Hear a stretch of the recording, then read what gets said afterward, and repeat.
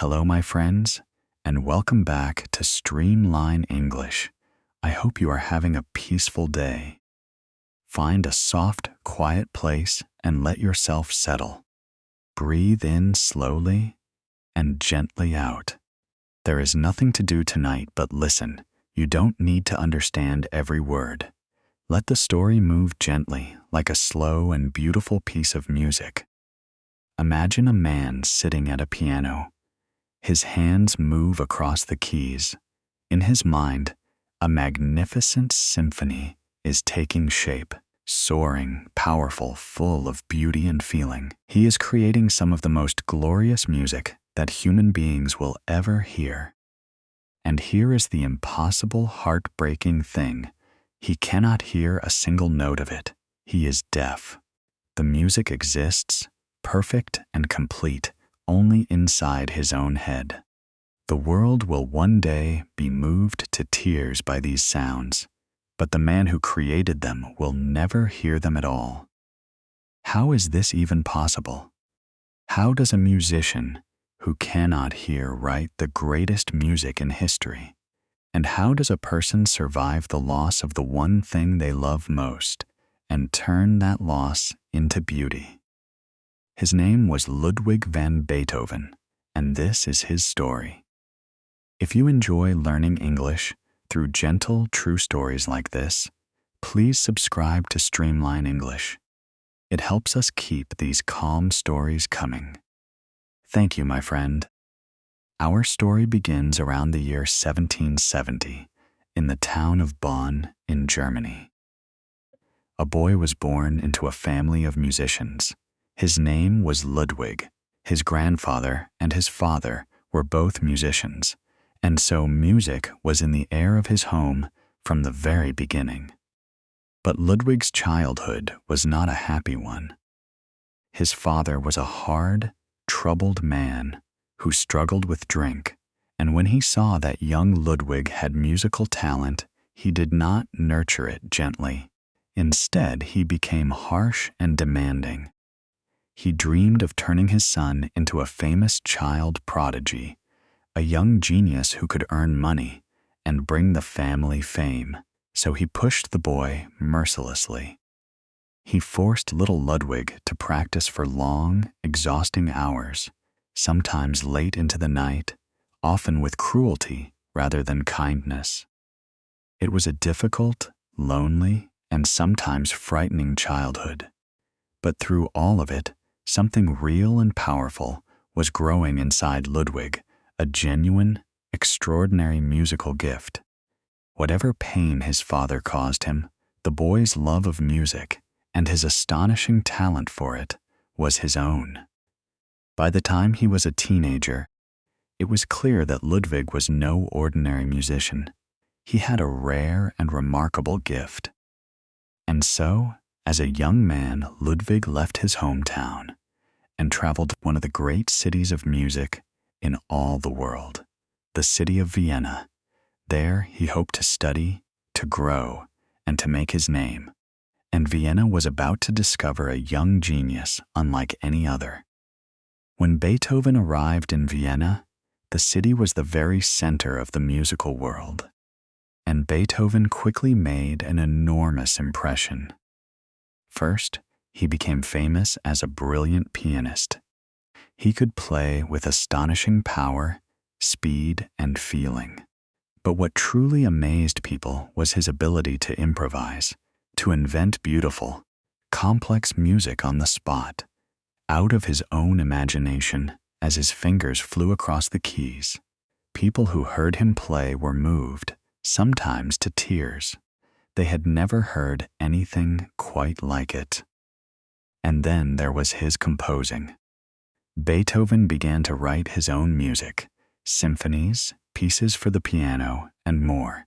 And his music was different. It was bold, passionate, and powerful. It broke the polite, gentle rules that music had often followed before. It was full of deep emotion, joy, struggle, triumph, sorrow.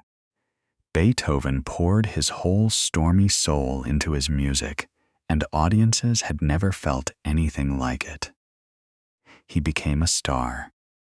The wealthy and powerful of Vienna admired and supported him. His future seemed brilliant and bright. He was young, famous, full of energy, and at the very beginning of what promised to be one of the greatest musical careers in history. And then, slowly, quietly, a terrible shadow began to fall over his life. At first, he tried to ignore it. He told no one, but it would not go away.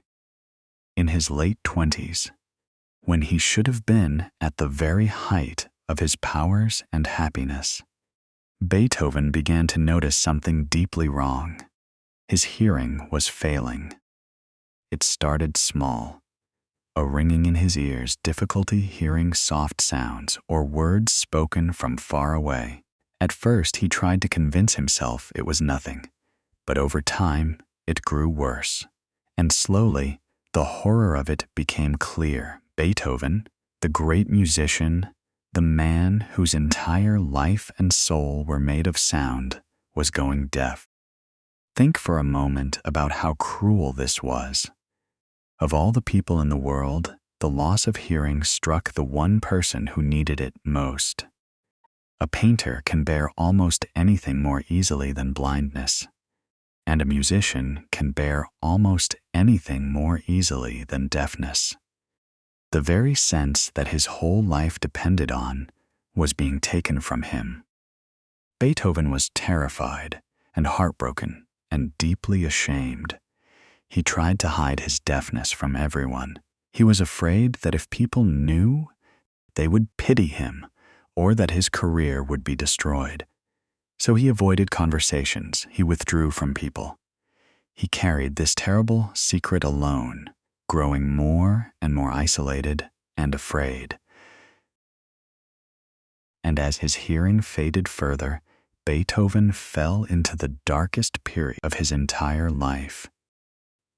He felt that everything he loved, everything he was being stripped away from him. He was a musician who could no longer hear music. What, he must have wondered, was the point of going on at all? In this period of deep despair, Beethoven reached one of the lowest points a person can reach. He went away to a quiet village to rest, and there, alone with his grief, he wrote a heartbreaking letter, a letter pouring out his suffering, his loneliness, and his despair about his deafness. In it, he confessed how close he had come to giving up on life entirely. It is a painful thing to read. Here was a brilliant, gifted young man brought to the very edge of despair by the loss of his hearing. But in that very same letter, in his darkest moment, something turned. Beethoven made a decision. He wrote that there was one thing that held him back from giving up: his art, his music. He felt that he had not yet created all the music that was inside him, that he still had so much beauty to bring into the world, and he could not bear to leave it unfinished. He decided that he would not surrender. He would seize life by the throat. As he put it, he would go on. He would keep composing, deafness or no deafness.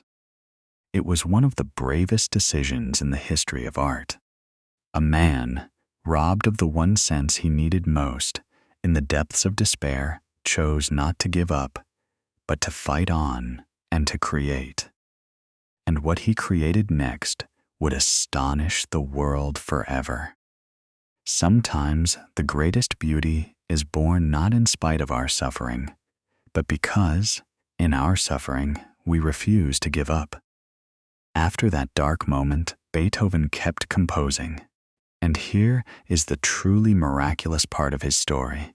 As his deafness grew worse and worse, until eventually he could hardly hear at all, and finally became almost completely deaf, his music did not get weaker.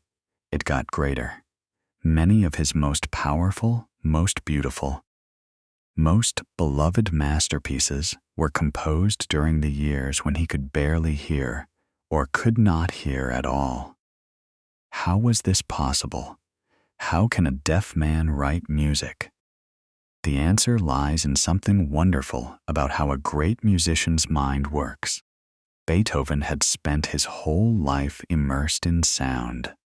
He knew music so deeply, so completely, that he could hear it in his imagination, perfectly, without needing his ears at all.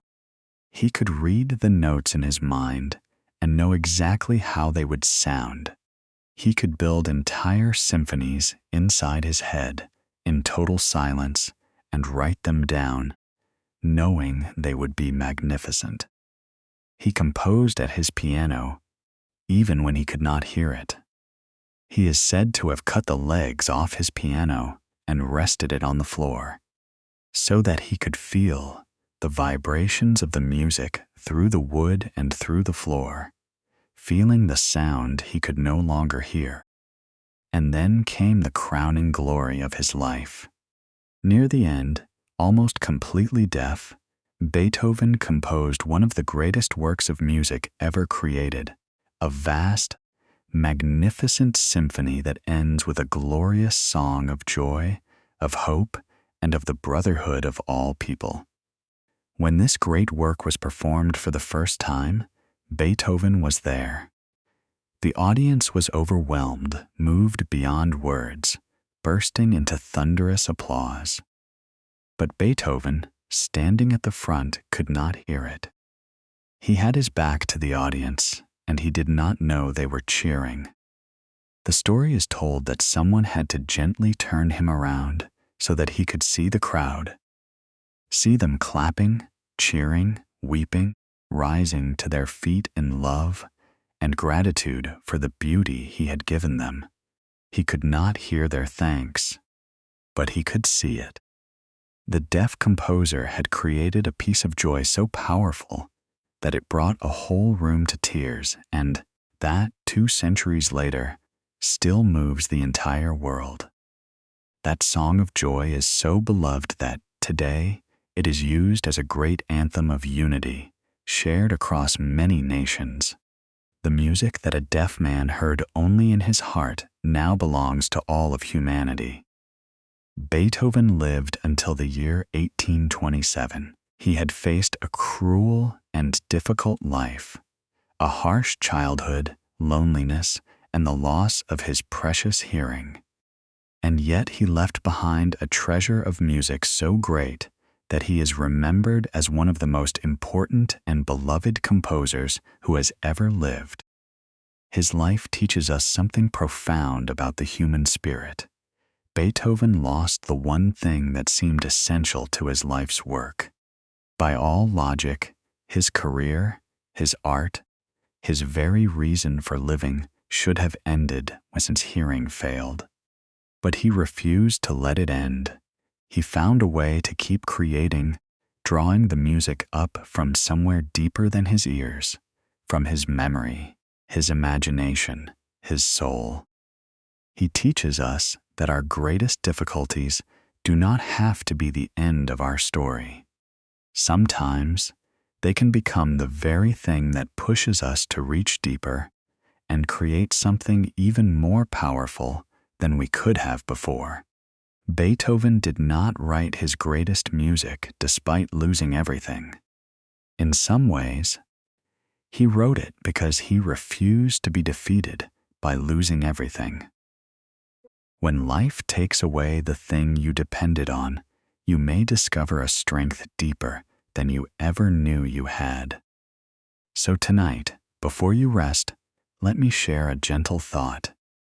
When you are learning a language, you will face obstacles that feel, in their own way, discouraging.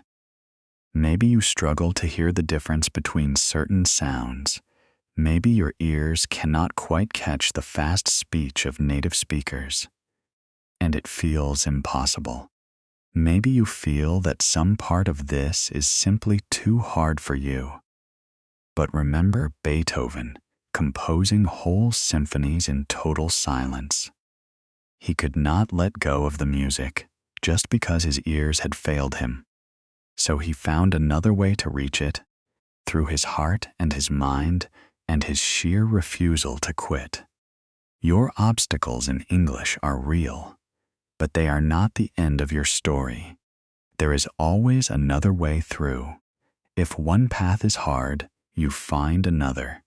If your ears struggle today, you train them gently, day by day, and one day they will catch what they could not catch before. So do not give up when it is hard, my friend. The hard part is not a wall. It is just the place where your deeper strength is waiting to be found. If this story moved you, please give it a like and subscribe to Streamline English. It truly helps us grow. And tell me in the comments, what helped you keep going through your hardest time? Sleep well, be gentle with yourself, and have a peaceful day, my friend.